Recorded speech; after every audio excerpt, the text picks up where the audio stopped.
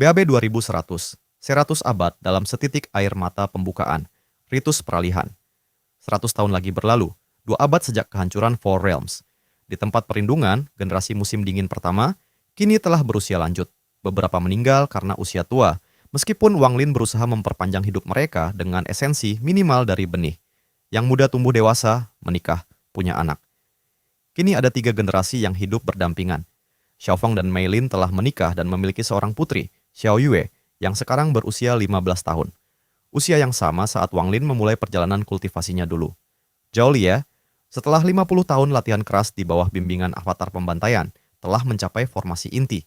Dia kini menjadi salah satu penjaga utama pemukiman, menggantikan avatar pembantaian yang lebih suka berkelana di batas-batas realitas. Cutter, dia masih sama, tidak bertambah tua, tidak berubah. Kadang orang curiga dia bukan manusia, tapi entitas takdir yang menjelma. Dia sendiri tidak pernah mengonfirmasi atau menyangkal. Masalah baru. Kelangkaan sumber daya 2 abad hidup di tempat terbatas mulai menunjukkan dampaknya. Sumber daya menipis. Tanah pasir kristal tidak subur untuk pertanian jangka panjang. Cadangan air yang dibuat dari kondensasi energi formasi mulai berkurang. Wang Lin terpaksa menggunakan The Sunderer untuk memotong konsep kebutuhan dari warga, bukan menghilangkan kebutuhan, tapi mengurangi intensitasnya. Ini solusi sementara, tapi berisiko. Terlalu banyak pemotongan bisa membuat warga kehilangan keinginan untuk hidup. Kyle, yang kini hampir sepenuhnya pulih dan memiliki tubuh fisik stabil, memberi usulan. Kita perlu ekspansi, katanya dalam rapat Dewan Pemukiman, yang terdiri dari Wang Lin, Limuan, avatar pembantaian, arkivis, dan Kyle sendiri. Tempat perlindungan ini awalnya hanya untuk segelintir orang. Sekarang kita 200 jiwa. Dalam 100 tahun lagi, bisa 500. Kita tidak akan bertahan. Ekspansi kemana? Tanya arkivis. Di luar sana Devourer masih berkeliaran. Ke sela-sela realitas, jawab Kyle. Di antara Four Realms yang hancur, ada celah-celah.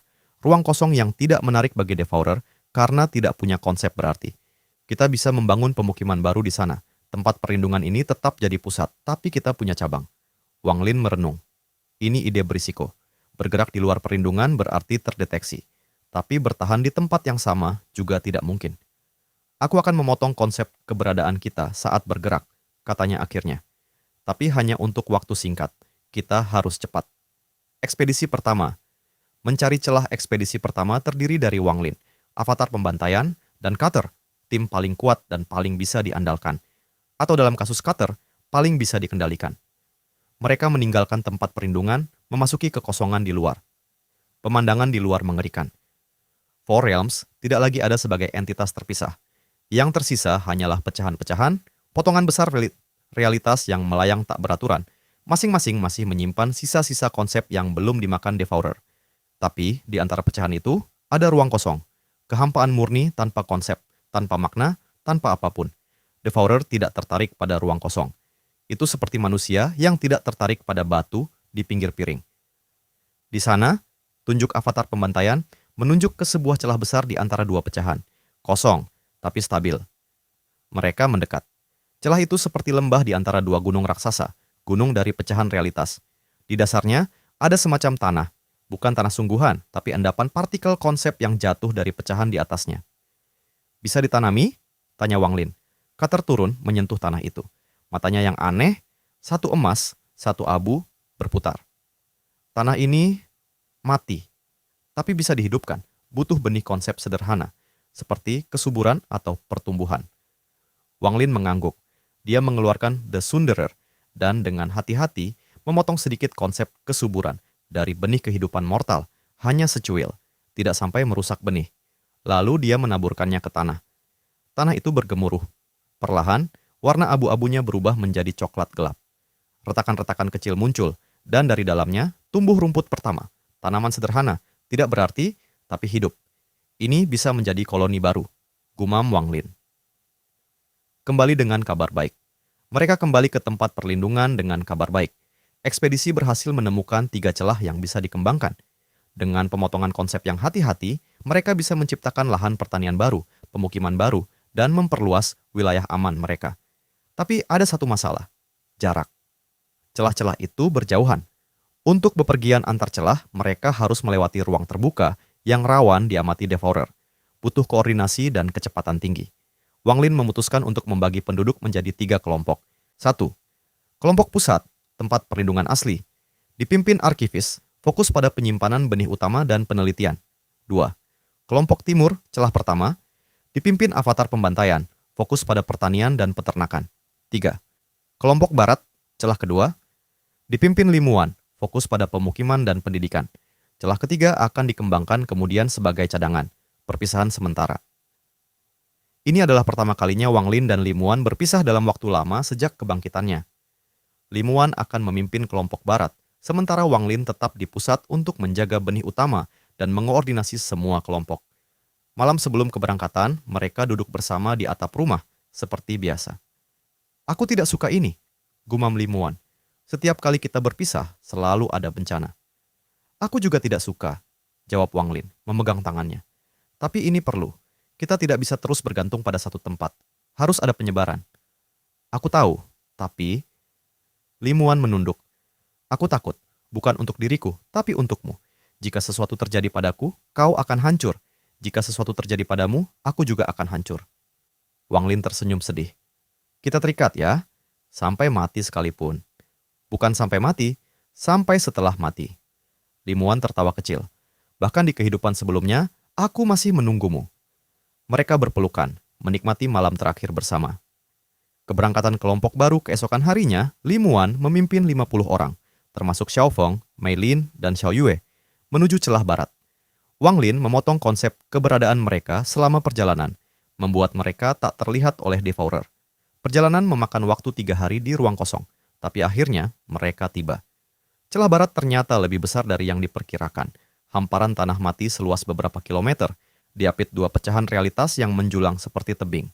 Kita akan membangun desa di sini, kata Limuan, suaranya penuh semangat. Xiao Feng, kau urus tata letak. Mei Lin, kau urus perbekalan. Yang lain mulai membersihkan tanah. Dia mengeluarkan sedikit esensi dari benih kehidupan mortal, dengan izin Wang Lin, dan menaburkannya ke tanah. Seperti di celah pertama, tanah itu mulai hidup, menumbuhkan rumput-rumput kecil. Xiao Yue, putri Xiao Feng, berlari-lari di padang rumput baru itu, tertawa girang. Ibu, ayah, lihat, ada rumput, benaran. Ini pertama kalinya dalam hidupnya dia melihat rumput sungguhan, bukan tiruan dari formasi. Limuan tersenyum melihatnya. Anak-anak ini tidak pernah melihat dunia luar, tapi mereka akan membangun dunia baru. 20 tahun kemudian, waktu berlalu. 20 tahun di celah barat. Desa telah berkembang menjadi kota kecil.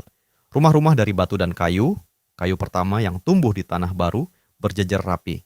Sawah-sawah kecil menghasilkan padi. Padi pertama yang ditanam di luar tempat perlindungan. Ternak, domba dan sapi dari fragmen kehidupan KL berkeliaran di padang. Limuan telah menjadi pemimpin yang dihormati. Dia tidak hanya memerintah tapi juga mengajar, menyembuhkan, dan kadang ikut bekerja di sawah. Rakyatnya memanggilnya Ibu Li. Xiao Feng, yang kini berusia 65 tahun, menjadi kepala desa. Rambutnya mulai memutih, tapi matanya masih tajam. Mei Lin, istrinya, meninggal 10 tahun lalu karena sakit tua. Meski Limuan berusaha memperpanjang umurnya, sumber daya terbatas. Xiao Yue, yang kini berusia 35 tahun, mewarisi bakat menenun ibunya dan menjadi penjahit utama desa. Dan Limuan, dia masih terlihat seperti 20 tahun lalu. Jiwa yang dimurnikan font dan diperkuat esensi benih membuatnya awet muda. Tapi di matanya ada kesepian. 20 tahun tanpa Wang Lin. Komunikasi terbatas. Mereka bisa berkomunikasi melalui benang takdir. Carter menciptakan sistem pesan sederhana dengan memotong dan menyambung benang. Tapi pesan itu hanya sampai sebulan sekali dan isinya selalu singkat. Dari Wang Lin. Pusat aman, benih tumbuh. Kelompok timur panen besar. Rindu. Dari Limuan. Barat maju. 300 jiwa sekarang. Xiao Yue menikah bulan depan. Rindu. Dari Carter yang kadang menyelipkan pesan iseng. Aku potong konsep bosan di sini. Sekarang semua orang kerja terus. Hehe. Dari avatar pembantaian, jarang, tapi selalu tepat. Timur stabil. Ada tanda-tanda Devourer gelisah. Awas. Itu cukup. Setidaknya mereka tahu satu sama lain masih hidup. Ancaman. Devourer gelisah. Tanda-tanda yang disebut avatar pembantaian mulai terbukti. Devourer, yang biasanya tidur atau diam, mulai bergerak lebih sering. Kadang ia mengelilingi pecahan-pecahan realitas, seolah mencari sesuatu. Kadang ia mencicipi konsep yang tersisa, lalu memuntahkannya lagi, tanda bahwa ia tidak puas dengan makanan yang ada. Kyle menjelaskan, dia mulai bosan. Four Realms sudah habis. Yang tersisa hanya pecahan-pecahan kecil. Dia butuh makanan baru, makanan segar dari kalpa baru. Dan benih-benih kita adalah yang paling segar. Apakah dia tahu keberadaan kita? Tanya Wang Lin. Belum, tapi dia merasakan. Seperti hiu yang mencium darah di laut. Kita harus lebih berhati-hati. Wang Lin memutuskan untuk mengurangi aktivitas konseptual di semua kelompok. Tidak ada lagi penciptaan konsep baru. Tidak ada lagi kultivasi tingkat tinggi. Hidup harus benar-benar sederhana seperti hewan. Tapi untuk kelompok yang sudah terbiasa dengan peradaban, ini sulit. Kelompok Barat, krisis identitas. Di celah Barat, perintah Wang Lin menimbulkan kegelisahan. Kita harus kembali ke cara hidup primitif? Protes seorang pemuda bernama Li Chen, 28 tahun, cicit dari salah satu pengungsi asli. Kita sudah membangun ini semua. Sawah, ternak, rumah. Apa kita harus tinggalkan? Li Muan menjelaskan dengan sabar. Kita tidak tinggalkan, tapi kita harus mengurangi. Tidak ada lagi inovasi, tidak ada lagi penemuan. Hidup seperti 100 tahun lalu saat pertama tiba. Itu mundur, bentak Li Chen. Mungkin, tapi lebih baik mundur daripada dimakan. Perdebatan berlangsung berhari-hari. Sebagian warga setuju, sebagian lain, terutama yang muda, merasa terkekang. Mereka tidak pernah melihat Devourer. Bagi mereka, monster itu hanya cerita orang tua. Xiao Yue yang kini menjanda, suaminya meninggal kecelakaan setahun lalu, mencoba menengahi. Kakek buyut Wang Lin tidak pernah berbohong. Jika dia bilang bahaya, berarti bahaya. Kakek buyut Wang Lin tidak ada di sini, hardik Li Chen. Dia di pusat, hidup nyaman, sementara kita di sini harus menderita. Ini adalah pemberontakan diam-diam yang mulai tumbuh. Kedatangan tak terduga. Saat ketegangan memuncak, sebuah kejutan datang. Suatu pagi, mereka masih menggunakan siklus 24 jam. Seorang penjaga melapor. Ibu Li, ada seseorang di perbatasan, dari arah pusat. Li Muan bergegas ke perbatasan. Di sana, berdiri seorang pria berjubah hitam. Rambut panjang tergerai, wajah dingin tapi matanya. Wang Lin, teriak Li Muan, berlari dan memeluknya. Wang Lin tertawa kecil, memeluknya erat. Aku rindu. Tapi, kenapa engkau ke sini? Pusat. Sudah kuatur, avatar pembantaian kembali ke pusat untuk sementara. Aku ingin melihat langsung situasi di sini.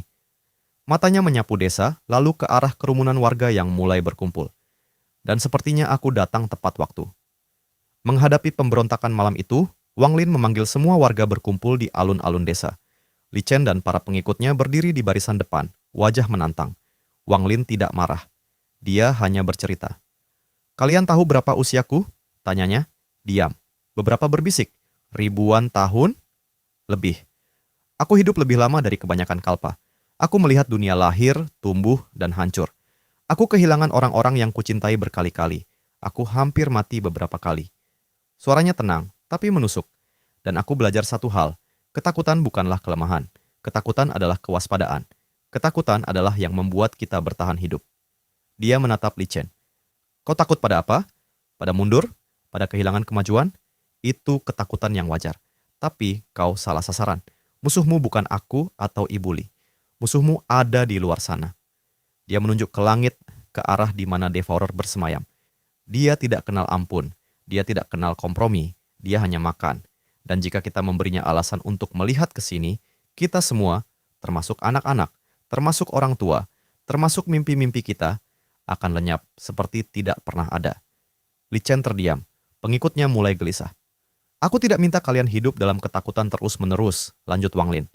Aku minta kalian hidup dengan cerdas. Kenali musuhmu, hormati kekuatannya, dan tunggu saat yang tepat. Xiao Yue maju selangkah. Kakek buyut Wang, kapan saat yang tepat itu? Wang Lin tersenyum padanya, cucu dari Xiao Feng yang dulu juga bertanya hal serupa. Saat Devourer tidur, saat dia benar-benar terlelap. Saat itu, kita akan keluar, menanam benih, dan membangun dunia baru. Tapi kapan? Aku tidak tahu. Mungkin ribuan tahun lagi, mungkin lebih. Tapi kita akan siap, kita akan sabar. Dan saat itu tiba, kalian, anak-anak, cucu-cucu, cicit-cicit, akan menjadi generasi yang membangun kembali. Kata-katanya menggetarkan hati. Li Chen menunduk, lalu berlutut. Ampuni saya, kakek buyut Wang. Saya bodoh. Wang Lin membantunya berdiri. Kau tidak bodoh. Kau hanya muda. Aku juga pernah muda dan sombong. Yang penting kau mau belajar. Hari-hari berikutnya, rekonsiliasi Wang Lin tinggal di celah barat selama sebulan. Dia membantu memperkuat formasi pertahanan, mengajar teknik-teknik dasar bertahan hidup di tengah ancaman konseptual, dan yang terpenting, menghabiskan waktu dengan Limuan. Mereka berjalan di padang rumput, duduk di tepi tebing realitas, dan berbicara tentang segala hal, masa lalu, masa kini, masa depan. Untuk pertama kalinya dalam puluhan tahun, mereka merasa utuh kembali. Suatu malam, saat memandangi langit yang gelap, di sini tidak ada bintang, hanya kehampaan. Limuan bertanya, "Wang Lin, apa kau tidak takut menghadapi Devourer lagi?" "Aku takut," jawabnya jujur. "Tapi aku lebih takut kehilanganmu. Jadi, aku akan melakukan apapun untuk memastikan kau selamat." "Aku juga." Limuan bersandar di bahunya. "Kita akan selamat bersama, lalu membangun dunia baru bersama." Dan di dunia baru itu, Wang Lin tersenyum. "Aku ingin jadi petani biasa, menanam padi, bukan menanam benih kalpa." Limuan tertawa. "Kau, petani, yang ada sawahmu kering karena lupa disiram, sibuk memikirkan dao." "Hei, aku bisa belajar." Tawa mereka bergema di malam yang sunyi, menghangatkan musim dingin yang panjang. Kembali ke pusat. Setelah sebulan, Wang Lin harus kembali. Pusat membutuhkannya. Tapi sebelum pergi, dia meninggalkan sesuatu untuk Limuan, sebuah pecahan The Sunderer, yang bisa digunakan sekali untuk memotong konsep dalam keadaan darurat. "Jika terjadi sesuatu, potong konsep jarak antara kau dan aku. Aku akan datang secepat mungkin," katanya. Limuan menerimanya dengan hati-hati. "Akan kujaga baik-baik." Mereka berpelukan sekali lagi, lalu Wang Lin pergi, menghilang di kehampaan. 20 tahun lagi waktu terus berjalan. 20 tahun lagi di celah barat. Xiao Yue, yang kini berusia 55 tahun, menjadi pemimpin desa setelah ayahnya, Xiao Feng, meninggal dengan tenang di usia 85 tahun. Dia mewarisi kebijaksanaan ayahnya dan keteguhan neneknya. Li Chen, pemberontak dulu, kini menjadi kepala keamanan. Dia yang paling galak menjaga perbatasan, paling waspada terhadap tanda-tanda Devourer. Dan Limuan, masih di sana, masih memimpin, masih menunggu. Komunikasi dengan pusat berjalan lancar. Kelompok timur juga berkembang. Semua berjalan sesuai rencana. Tapi di luar, Devourer semakin gelisah. Peringatan dari KL. Suatu hari, pesan darurat dari KL tiba melalui benang takdir. Devourer bergerak menuju celah timur. Avatar pembantaian mundur. Evakuasi. Limuan terkejut. Celah timur diserang. Tapi di sana tidak ada benih besar, hanya pertanian dan peternakan. Kenapa Devourer tertarik? Jawabannya tiba segera. Kelompok timur terlalu maju. Mereka mengabaikan perintah Wang Lin untuk hidup sederhana. Mereka menciptakan konsep-konsep baru, konsep pertanian maju, konsep arsitektur indah, konsep seni. Devourer, yang lapar, merasakannya. Dan dia datang. Keputusan. Menyelamatkan atau mengorbankan Wang Lin di pusat dihadapkan pada pilihan sulit. Menyelamatkan kelompok timur berarti membuka jalur ke pusat dan ke benih-benih utama. Mengorbankan mereka berarti kehilangan ratusan jiwa, tapi melindungi benih. Avatar pembantaian yang selamat dan kembali ke pusat berkata dingin, "Mereka bodoh. Mereka tahu risikonya. Biarkan mereka mati." "Tidak," hardik Wang Lin. "Mereka mungkin bodoh, tapi mereka masih bagian dari kita. Aku tidak akan mengorbankan siapapun." Dia mengambil keputusan berani, menarik perhatian Devourer ke dirinya sendiri. Dengan The Sunderer, dia memotong konsep jarak antara dirinya dan Devourer. Membuat Devourer merasakan keberadaannya, Slaughter Heaven yang kuat, sumber makna yang lebih besar dari kelompok timur manapun. Lalu dia keluar dari pusat, berdiri di ruang kosong dan menunggu. Devourer datang, wajah tanpa ciri itu menatapnya. "Kau, lagi." "Aku," jawab Wang Lin tenang. "Kau lapar? Makanlah aku." Devourer ragu. Makhluk ini terlalu keras, terlalu sedikit maknanya. Karena Wang Lin telah memotong sebagian besar konsep dari dirinya. "Kau tipu aku." Devourer marah. "Mungkin, tapi sementara kau marah, kelompok timur sudah dievakuasi." Benar. Saat Devourer terganggu, avatar pembantaian memimpin evakuasi kilat, memindahkan semua warga timur ke pusat melalui celah-celah kecil. Devourer menyadari tipuan itu, tapi terlambat. Wang Lin sudah memotong konsep keberadaannya lagi dan menghilang. Akibat, kehilangan dan pembelajaran kelompok timur selamat, tapi celah timur hancur. Devourer, dalam kemarahannya, menghancurkan seluruh celah itu hingga tak tersisa. Tanah yang subur, rumah-rumah yang dibangun dengan susah payah, semuanya lenyap. Tapi 347 jiwa selamat. Di pusat, mereka berkumpul, menangis, bersyukur. Wang Lin, yang kelelahan setelah tipuan berisiko, dielu-elukan sebagai pahlawan. Tapi dia tidak merasa seperti pahlawan, dia merasa gagal. Gagal mengomunikasikan bahaya dengan cukup jelas. gagal mencegah kelompok timur dari kesombongan. Malam itu, dia bermeditasi, merenung. Limuan, yang dikirim pesan tentang kejadian ini, hanya bisa mengirim kata-kata penghiburan melalui benang. Kau melakukan yang terbaik. Kita semua belajar. Penutup. 200 tahun, satu keluarga. 2 abad sejak kehancuran Four Realms. Di pusat, para pengungsi dari timur mulai beradaptasi. Di barat, kehidupan berjalan normal. Di pusat, benih-benih masih aman. Wang Lin duduk di atap rumahnya, memandangi langit buatan. Di sampingnya, ada sebuah kristal kecil yang memancarkan cahaya lembut, hadiah dari Kael, yang bisa menampilkan wajah Limuan dari jarak jauh. Cepatlah tidur, Devourer, bisiknya. Aku sudah tidak sabar membangun duniamu. Di kristal itu, Limuan tersenyum, seolah mendengar. 200 tahun mungkin waktu yang lama bagi manusia biasa, tapi bagi Wang Lin, itu hanyalah setitik air mata dalam lautan keabadian. Dan di ujung lautan itu, ada daratan baru yang menanti.